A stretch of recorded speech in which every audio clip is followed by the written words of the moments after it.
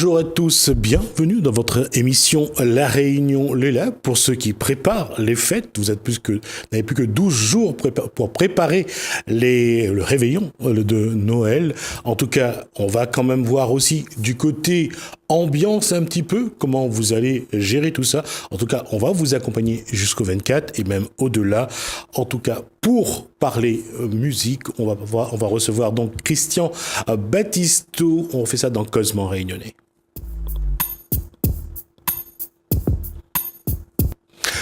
Bonsoir Christian Battisto. Bonjour, bonsoir Gismi. Alors, j'allais dire est-ce que à l'approche de Noël, est-ce qu'il y a une effervescence chez les artistes réunionnais? Oui, en principe, oui, parce que déjà nous, moi j'ai un petit orchestre en cuivre qui s'appelle le Tropical Cuivre du Sud, et c'est le seul mois, et avec le mois d'octobre, la semaine bleue, où on a des prestations. Mais là, je crois que c'est un petit peu râpé pour cette année.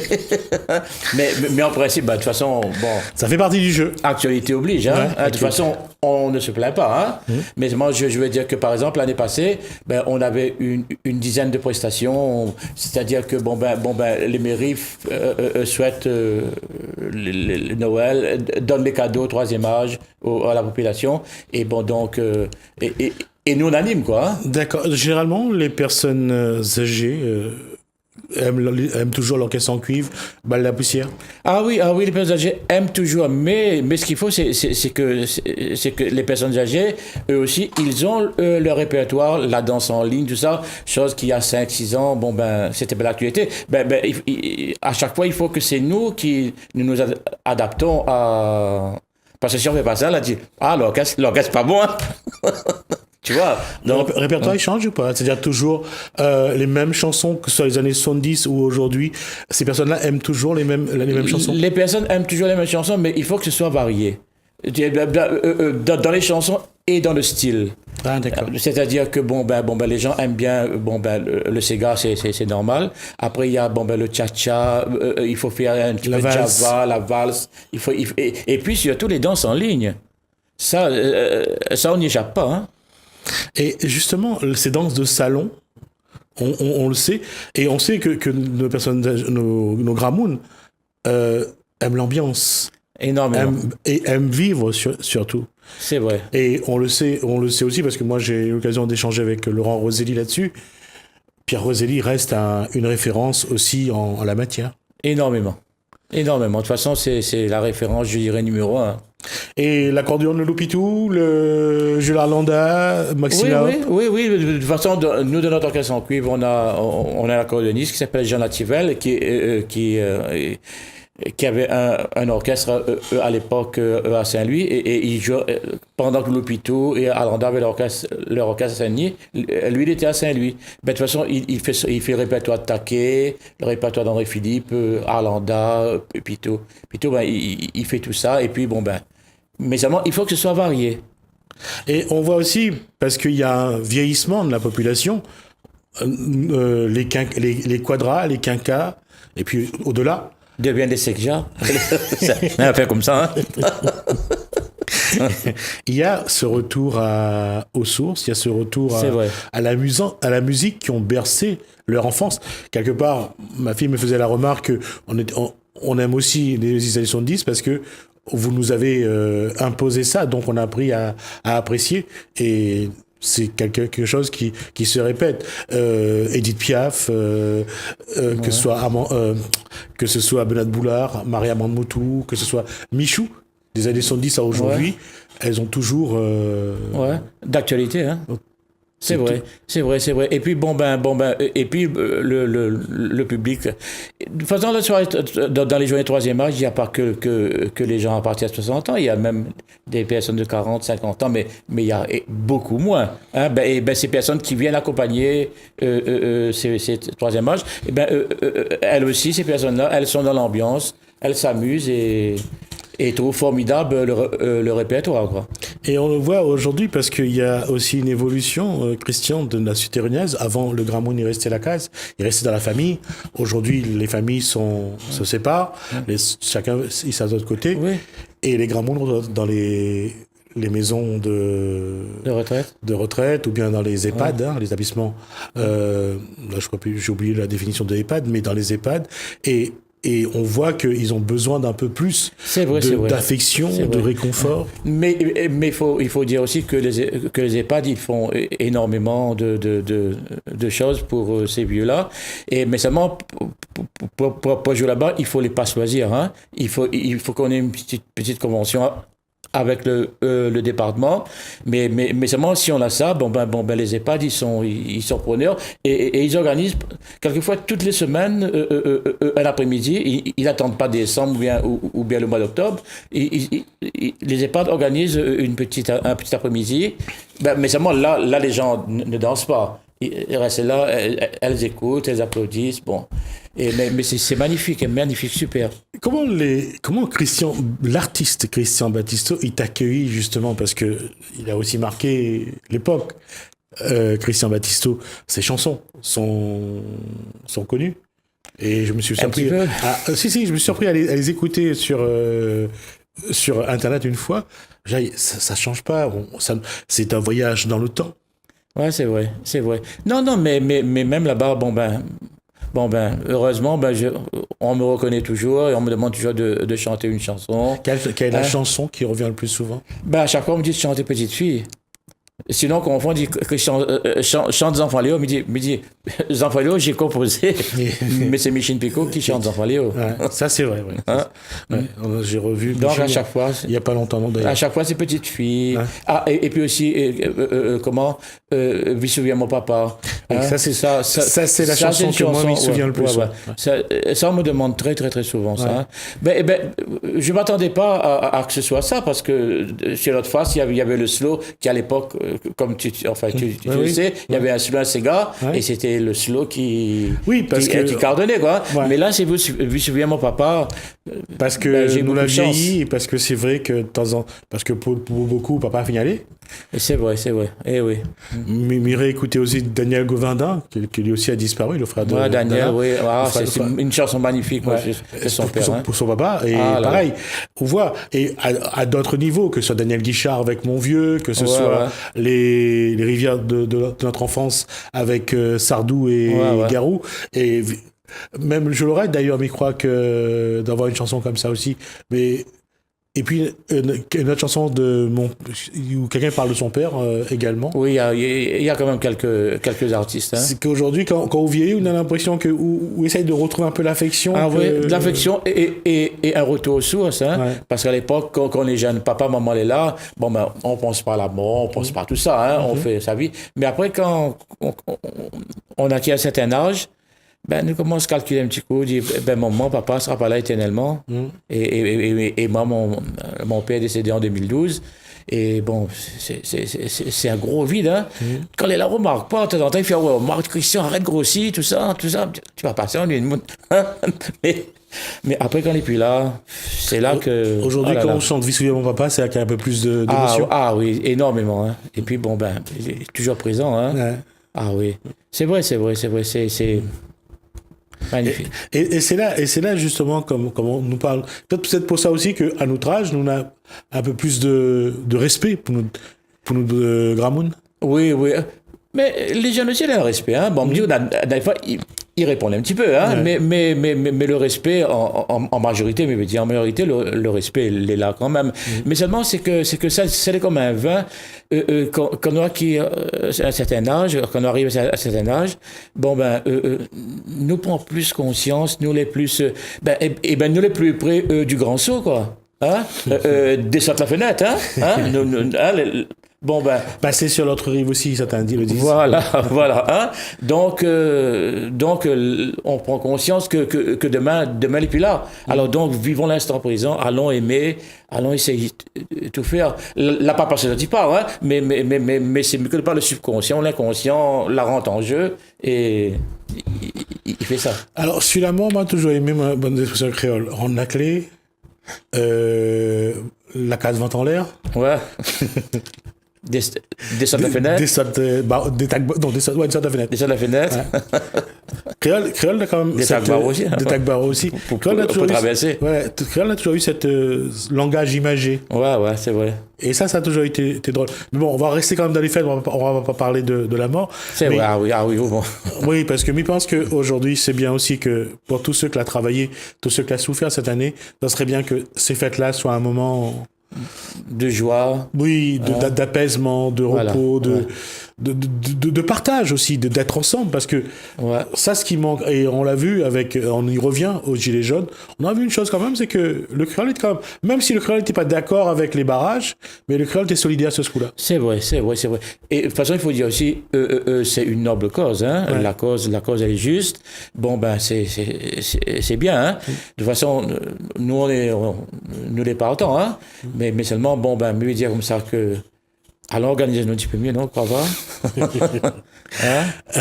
Non, ne dis pas ça. Oui, ne dis pas qu'on allait mal organiser, loin de là. Hein? Non, c'est vrai que on a une réalité. C'est pas la peine de se renvoyer la face. Ils sont pas fédérés. C'est pas un parti structuré. C'est pas un mouvement structuré. Il y a pas une hiérarchisation. C'est une réalité. Et c'est vrai qu'aujourd'hui aussi, c'est plus facile pour les politiques ou d'autres de les diviser un peu plus, de les acheter, d'offrir des petits contrats aux uns et aux autres. Voilà. Maintenant, s'il y en a qui acceptent, il faut aussi comprendre qu'ils ont besoin de travailler ou qu'ils ont besoin de gagner de l'argent. C'est vrai, mais ce qui est bien, c'est que ça, ils font ça avec le cœur. Parce que quand tu parles, ou sans ça vient du cœur, ou sans c'est un besoin, ou sans c'est... Ben, ça, tu peux sortir de là. Enfin, disons nous, hein. Bon, ben, c'est vrai, hein. Non, à un moment donné, la force trop pressée... Non, ben, Calbas. Ouais. Calbas, il pète, ça. Il nous reste un petit peu moins de... Alors, pour pas que je me trompe, donc 12 minutes, il nous aura 8 minutes pour discuter, Christian, mais est-ce qu'on a un programme pour la fin de l'année là, ou bien on a quelque chose que... En principe, on avait deux journées de Noël, midi à Noël, dans le sud. Mais bon, m'y attend toujours pour confirmation. La confirmation. Et après, le 31 décembre, comme depuis 7-8 ans, on joue au Front de Mer de Saint-Pierre, hein, pour... c'est la fête, quoi, hein, l'orchestre en cuivre. Il n'y a pas que nous, hein, il y a au moins 5-6 orchestres en cuivre, et puis, ce qui reste, quoi. Hein, et puis après, après, il y a aussi une animation, en principe, mais là, mais il ne peut pas dire mi-jour. Enfin, l'orchestre, il joue. Comme on a Noatan. D'accord. Alors, justement, aujourd'hui, Créole, il fait un peu plus appel aux artistes, que ce soit pour les mariages, les communions, pour les fêtes de famille. Ah, les mariages de plus en plus. Hein. C'est vrai que le Réunionnais lui prend conscience de ses racines. Samedi, on a animé un mariage à Piton-Saint-Leu. On a fait, chez la mariée, là, commence à jouer un petit peu. Après, nous courons vite la mairie, le temps y arrive, après nous jouons la mairie, après nous jouons l'église, et après nous part pour la faire dans une salle. Nous part dans la salle pour faire la marche. Mais ce jour-là, il y avait aussi un orchestre de Maloya que l'a fait l'église, donc formidable. Moi, on a vu un mariage sortir d'une mairie. Et c'est un groupe Maloya qui était là et l'a joué au moment où les mariés sortaient de la mairie. En principe, c'était l'orchestre en cuivre qui devait jouer, mais le Maloya, elle était formidable, quoi. Banaka sorti, il avait Maloya, tout ça. Et après, le soir aussi, il avait... avant qu'elle a fait la marche, elle avait des tambours. Il avait par exemple une dizaine de tambours. Je crois que c'est les tambours de Villèle, ça. Mais je ne me rappelle, je ne connais pas le nom. Mais il était magnifique, quoi. Tout ça, les vivants, hein, au lieu qu'un petit bras, le CD, et il fait la marche, il fait toutes ces choses-là. Mais après, le disjockey, il prend la suite. Mais au moins, c'est vivant, c'est fort, quoi. Et puis... c'est quelque chose que moi j'ai eu l'occasion aussi de faire, hein, d'inviter un artiste pour une fête familiale. Mais la question, c'est quand on voit comment c'est de voir un groupe Maloya dans un mariage. C'est la surprise pour moi. Et on a un enracinement, une quête identitaire mais de plus en plus fort. Ah oui, très très fort, très fort. Là, ouais, ce brassage, tout ça, les formidables. Et vendredi, eux, la Bézard-Lor. Mais donc, Bana l'a vraiment... Ah oui, comme on est joué, c'est une autre dimension. Mais c'est une complémentarité.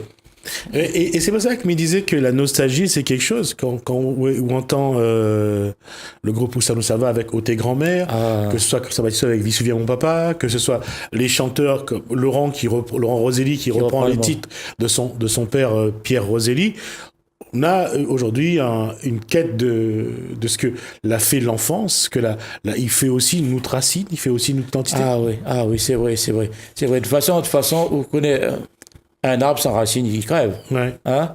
S'il y a de beaux feuillages, c'est parce que la racine les saine. Ouais. Alors donc, il faut absolument que nous on prenne à nous de nos racines, de tout ça. Mais seulement, il faut qu'on avance. Hein. Il ne faut pas qu'on soit passéiste aussi. Hein. Il ne faut pas non plus être refermé sur soi. Voilà. Dire qu'on rejette les autres. Voilà. Être trop passéiste, les pas trop bon aussi. Hein. Ouais. Parce que je pense que si Bob Marley il était toujours là, sa musique, elle est magnifique. Mais seulement, l'une aurait été encore plus magnifique encore. Oui, d'autant plus que Bob Marley, tout le monde, on dit que le reggae, ça vient de la Jamaïque. En fait, le reggae ne vient pas de la Jamaïque, mais d'Afrique. Parce que c'est des sonorités africaines, avec un peu de musique pris dans tout ce qui est donc la Caraïbe, hein, qui a amené le son, qui a amené ce son reggae. C'est d'abord l'Afrique, et c'est ça qui est un paradoxe, parce que on voit bien que la musique, c'est d'abord, j'allais dire, un combat de l'intérieur. Ouais. Bernard Lavilliers disait que la musique est un cri qui vient de l'intérieur. C'est vrai. Mais, et c'est vrai aussi que quand le Sega, quand on veut pas, c'est La Réunion, Maurice, puis l'océan Indien. Hein. C'est vrai. Chacun amène son sonorité au niveau Sega. Son rythme, bon. Mais le Sega, c'est l'océan Indien. L'océan Indien, ouais. Et ça montre aussi que la coopération, pour montrer à quel point la musique est forte, c'est grâce à la musique avant, le sport après, que l'océan Indien l'a échangé, l'a partagé. Ouais, c'est vrai. Et aussi Madagascar avec le Salègue, tout ça, même les Comores. C'est vrai, enfin, on appelle ça le Sega, mais cette musique-là, Et c'est pour ça qu'il me disait qu'aujourd'hui, quand on nous parle de nos Gramoun, que ce soit Zotcaz ou machin, Zot poste de radio, et puis écouter toujours les... Ouais. Et d'ailleurs, c'est un paradoxe, mais je pense que tout le monde sait ça. C'est quand on avait le petit bal samedi, il y avait toujours la musique créole. Ça s'appelle comment encore, celui qui faisait le petit bal samedi soir? André non, pas Maurice Lotte, celui d'avant. Noël Caro. Ouais, Noël Caro. Ouais. Il s'appelait Bruno Noël. Ouais, et son émission, c'était quoi encore, lui? Son émission, c'est... Attends. Et il a fait une émission qui s'appelait... C'était sur l'ancien FR3. Oui. Il faisait ça, je crois, le lundi, et puis après... Une heure d'émission. Mais ça, cette émission, tout le monde connaissait, quoi. Ouais. Comme André Maurice, hein. André Maurice, c'est un monument de la musique locale. C'est pour ça que, encore une fois, comme je disais, que prépare les fêtes, aujourd'hui, il pense que... Comme toi aussi, tu en passes de le devenir, hein, un monument. Ah oui. Mais regarde, le soir, il plaisante pas. Ça, c'est gentil. Non, merci, c'est vrai. C'est vraiment gentil. Ah, oui. C'est gênant, mais c'est gentil. Non, me dis ça du fond du cœur. Hein. Non, mais que vous dites, mais croit ce que vous dites. Même quand les gilets jaunes, ils sortent du cœur. Oui, non, mais il pense que ce que vous dites, mais ça reste quand même un peu gênant pour moi. Non, casse pas la tête. Mais encore une fois, c'est vrai que quand on nous regarde aujourd'hui, c'est comment on nous peut, à travers la musique, à travers Christian Battisto, Michou, Maria Moutou, que ce soit qui nous en a encore aujourd'hui, qui porte aussi ce Sega-là, que ce soit Tifon, Michel Admet. Michel Admet, exactement. Tous ces gens qui portent la culture réunionnaise aujourd'hui. C'est comment apporter à nos Gramoun un peu plus, parce que vous allez un peu plus dans le réconfort, un peu moins seul, un peu moins abandonné, surtout pour les fêtes. Ouais. C'est vrai, moi, je pense qu'il faut aussi de la communication. La communication, elle est très importante. Et parce qu'avant, bon, m'y parle dans des années ça, bon, ben, les musiques créoles étaient un petit peu cloisonnées, hein. Il avait un cadre bien précis. Maintenant, bon, ben, comme je dis, par rapport à toi, par rapport aux autres, il y a un foisonnement de la musique réunionnaise. Donc, cette musique n'est plus accessible aux vieilles personnes, un petit peu plus jeunes, que j'ai accès à ça parce que tout le monde, il ne peut pas acheter un CD. Hein? Donc, la musique qui arrive vers les autres. Donc, je donne un champ d'écoute que les plus vastes et avec la bonne communication qui fait de la musique même maintenant et de l'ancienne musique, tout le monde y retrouve à nous. Mais seulement, il faut qu'il y ait toujours cette communication-là. Il faut il y a des gens comme toi qui se bagarrent toujours, comme certains autres, pour pouvoir véhiculer ça et faire arriver ça dans les foyers. Midi ça avec papa. Non, hein? c'est vrai. Il faut amener ça dans les foyers. Ouais. Et comme on dit, la pointe, c'est pas sur Internet, n'est pas sur matériel technologie nouvelle, donc il faut trouver un moyen. Et de toute façon, on aura l'occasion d'en discuter, Christian Battisto, parce qu'on arrive à la fin de cet échange, et puis on essaiera de voir comment, à travers la réunion là, et puis avec Christian Battisto, parce que lui, il connaît tous ces gens-là, comment faire en sorte que nous peut faire en sorte qu'ils partagent un peu plus et que le lien il resserre un petit peu plus entre cette génération-là, nos Gramounes, et puis la musique des années 70-80. D'accord. Déjà, Jismi, je te remercie de m'avoir accueilli. Et puis, vraiment, on a un outil de communication qui est important. Il faut, nous aussi, nous les conscients aussi, hein.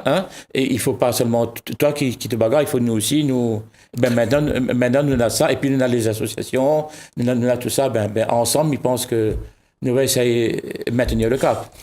Merci Christian. C'est moi qui te remercie, Jismi.